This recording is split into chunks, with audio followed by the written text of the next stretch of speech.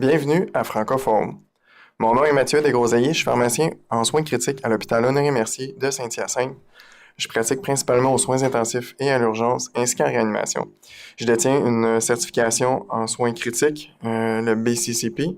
Aujourd'hui, c'est vraiment l'épisode 0 d'un projet qui nous tient vraiment à cœur à toute l'équipe, qui est le projet de Francophone. C'est quoi le Francophone? Là, je vous entends vous demander c'est quoi. C'est une communauté de mordus et de passionnés en soins critiques. OK, on est vraiment une grosse équipe de médecins, de pharmaciens, de soins infirmiers, d'inhalothérapeutes, de physiothérapeutes. On est tous ceux qui ont à traiter des patients en soins critiques à tous les jours. On vise vraiment de rassembler ces gens-là, OK, et de leur partager notre passion pour les soins critiques parce que je suis convaincu que vous avez le même objectif que moi quand vous vous levez le matin, c'est-à-dire offrir des soins critiques de qualité. Donc, pour ça, le francophone, ce qu'on a décidé de faire, c'est vraiment pour diffuser de l'information rapidement, indépendante et francophone. Dans le fond, le but de francophone, c'est vraiment de diffuser de l'information rapide, indépendante, basée sur les preuves, ayant comme mission vraiment de partager cette passion-là. Fait que le francophone, on va avoir la balado-diffusion, on a un blog sur notre site internet, lefrancophone.com. Le lien va être dans les notes du podcast. On a également de la formation continue, on a de la formation en salle, on a un congrès. On a vraiment une panoplie de sources pour la formation continue et la diffusion d'informations. Ce qui concerne le balado-diffusion, on va vraiment faire des épisodes d'une durée approximative de 10 à 15 minutes. Le but de ça, c'est vraiment respecter votre temps et votre attention parce que c'est vraiment important. Ça va nous permettre d'aller à l'essentiel du sujet. Puis c'est un peu aussi parce que c'est le temps que ça me prend pour aller à l'hôpital. Donc, je me suis dit, tant qu'à faire 15 minutes d'auto, je vais en profiter puis je vais utiliser ce temps-là à bon escient.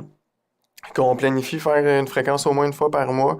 Que ça va être des entrevues avec des experts. On va aller chercher des experts en échographie, en pharmacothérapie, en ventilation, en inhalo, en soins infirmiers, en physio.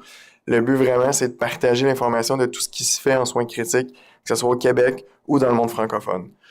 On va des fois avoir des échanges entre plusieurs personnes, que ce soit des débats, des sujets un peu plus crunchy. On va toujours vous le mentionner si jamais le niveau d'évidence est un peu plus faible, parce que notre but vraiment, c'est de faire un partage d'idées des fois.